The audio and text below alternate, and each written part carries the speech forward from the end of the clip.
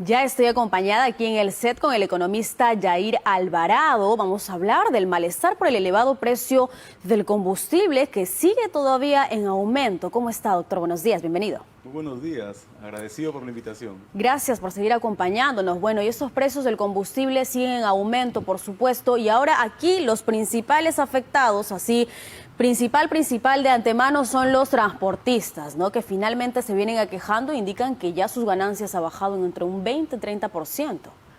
Sí, se ha incrementado, hemos visto, en cuanto al gasol, sobre todo, que se utiliza más y este tipo de combustibles, hasta un 81% en cuanto a los precios. Y eso solamente viene desde el mes de enero. Si hablamos del 6 de enero hasta este mes de junio, ese incremento tan elevado en los diferentes gasoles más utilizados ha afectado a los precios, al combustible. También queda claro que es por la inflación que venimos viendo a nivel mundial y por el mal manejo que se ha venido, sobre todo en el caso de Perupetro, ¿no? Y aquí lamentablemente pues los taxistas, los choferes de micro son afectados directamente, no solamente con las ganancias mínimas que ahora obtienen, sino que de estas ganancias tienen que dividirlo también para el mantenimiento de los carros, finalmente para que pongan el mismo combustible, para que paguen un lugar para guardar sus vehículos. ¿Y cómo llegarán a casa? ¿No? Ya no alcanza para nada el dinero que llevan. Sí, y a eso es lo que me refería con el caso de la inflación. En el caso de los que utilizan, en este caso quienes ofertan el servicio, ven afectados sus costos y eso hace que los precios a la larga tiendan al aumento, como menciono. Y ante ese aumento en el costo y los sueldos, como sabemos, son fijos en el corto plazo, queda claro también que nosotros vamos a tener menos poder adquisitivo y, como todos lo sabemos, vamos a hacernos más pobres.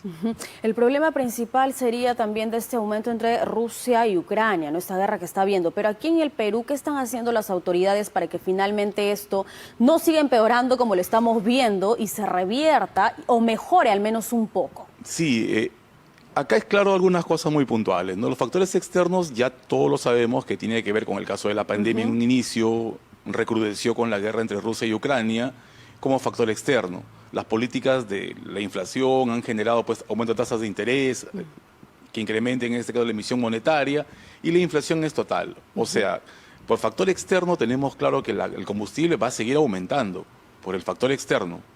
Ahora, cuando hablamos del factor interno y mencionaba recién a Perupetro, ya estamos sintiendo el mal manejo de Perupetro.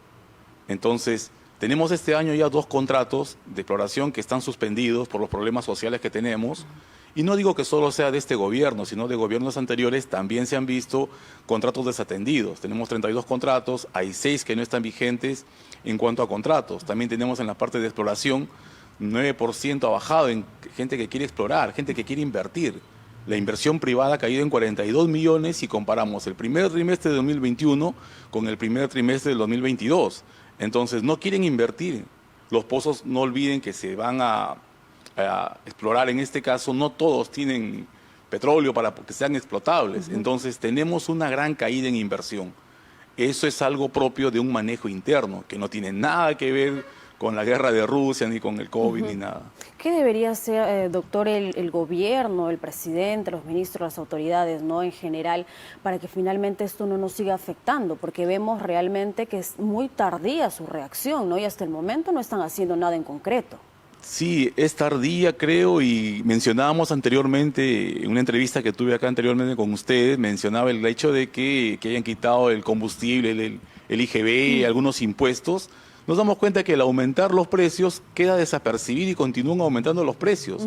Por lo tanto, digamos que las personas no sentimos que están ayudando. Ahora, también es cierto, lo mencionaba el ministro Graham, también ahí el ministro de Economía, y decía que si no hubiera habido esto, probablemente la inflación hubiera sido mucho mayor.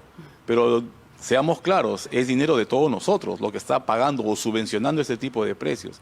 Lo que el gobierno debería hacer, bueno, es lo que todo el mundo le dice, ¿no? Queremos gente capacitada, gente que realmente dé la talla con los cargos que tiene y que pueda dar las medidas justas, ¿no? Me parece ahora prácticamente hablar ya que no vemos un resultado claro. ¿Cómo evalúa usted el trabajo en este tiempo que está haciendo el actual ministro de Economía? El ministro de Economía yo creo que ha tenido un trabajo loable en el sentido de que quiere tratar de plantear políticas adecuadas, pero el Ministerio de Economía no es solo. Él mismo lo ha reconocido, dice que es un conjunto. mencionábamos que es una persona de carrera, formada, ¿no? No hay queja por ese lado, pero economía tiene que ver con transporte, ya sabemos cómo está transporte, tiene que ver con salud. Y esto repercute tanto en el ámbito minero, petrolero, por ejemplo, si quisiéramos darle un apoyo, en el caso de las mineras, a dar una cierta institucionalidad, ¿qué hospital le puedo ofrecer? ¿Qué salud le puedo ofrecer a estas personas? Nada. ¿Qué educación les puedo dar? Entonces, uno entiende que las quejas, por un lado, son adecuadas por parte de las personas porque el Estado debería responder a ello y no lo hace. Y frente a tanta inestabilidad, bueno, el presidente Pedro Castillo sigue llamando a la inversión extranjera, ¿no? Pero ¿vendrán a invertir si seguimos en esta situación realmente? No, evidentemente que no van a invertir, ¿no? Bueno, lo del presidente ya creo que escapa hasta comentarios, ¿no? Es una cosa, dice una cosa y hace otra, ¿no? Entonces, si para el peruano interno no se da, imagínense para el inversionista extranjero, claro, no se podría. Acá hay un tema muy puntual que siempre lo recalco en las entrevistas, es, en este caso, las expectativas, la credibilidad. Yo puedo tener al mejor presidente del mundo, pero si nadie le cree, no sirve. Estamos en nada. Entonces, en este caso, ni nadie le cree y tampoco ha demostrado capacidad. Lamentablemente. Y ahora, volviendo ya a este tema de incremento de combustibles, también afecta, por supuesto, a la canasta familiar, ¿no? Los productos han ido aumentando, cada día vemos que va aumentando aún más y de acá indican también que va a dispararse el precio del arroz, que hasta el momento se ha ido manteniendo. Sí, habíamos mencionado por el caso de los fertilizantes, es todo un conjunto en realidad. Los fertilizantes va a hacer que en la próxima temporada se escaseen los productos, por lo tanto va a subir el precio, solo por escasez. Ahora, hablamos de los combustibles, aumentan los costos de transporte, debería subir más. Y luego la escasez del trigo con la guerra de Rusia y Ucrania también. Entonces, por eso mencionaba que la inflación yo creo que está en aumento, esperemos que esto se estabilice. El Banco Central ha demostrado siempre capacidad para ver este tipo de trabajo, pero vuelvo a repetir, tenemos claro que la inflación es mundial. Entonces, lo que ocurre en el mundo siempre nos va a afectar. Y la hambruna que indican que viene, ¿cómo nos afectaría también a los peruanos si estamos en esta difícil situación? Sí, la pobreza en realidad se va a incrementar. Lo único que quedaría por saber qué es en qué porcentaje se va a incrementar la pobreza. Y el decir pobreza significa ya desnutrición, ¿no? Y eso va a afectar a todos. Eso ya queda lo vivimos, claro. ya Lo vivimos ahora, sino Ajá. que queremos saber el dato.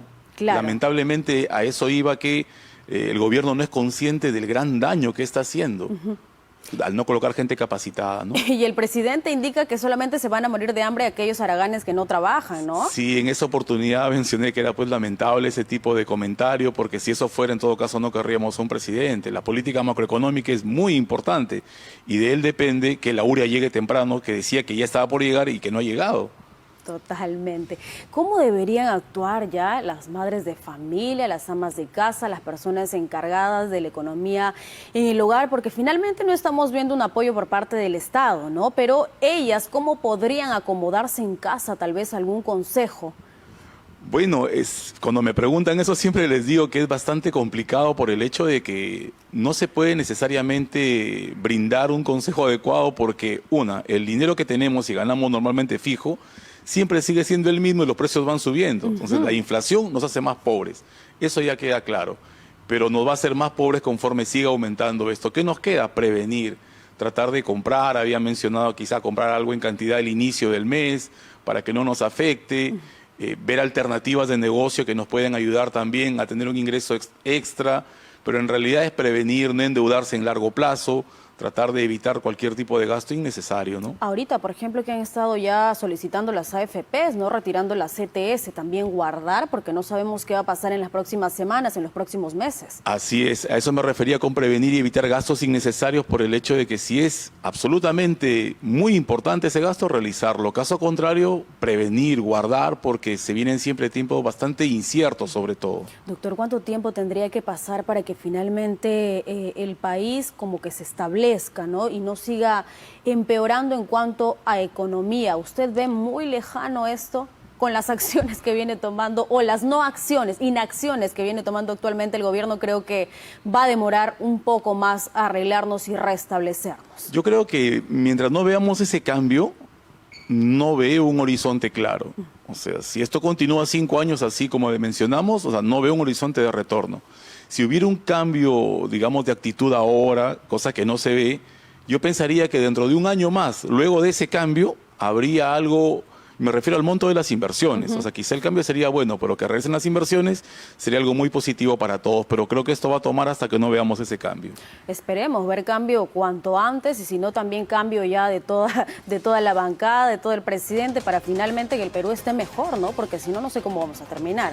Muchas gracias por habernos acompañado hoy día, doctor. Muchas gracias.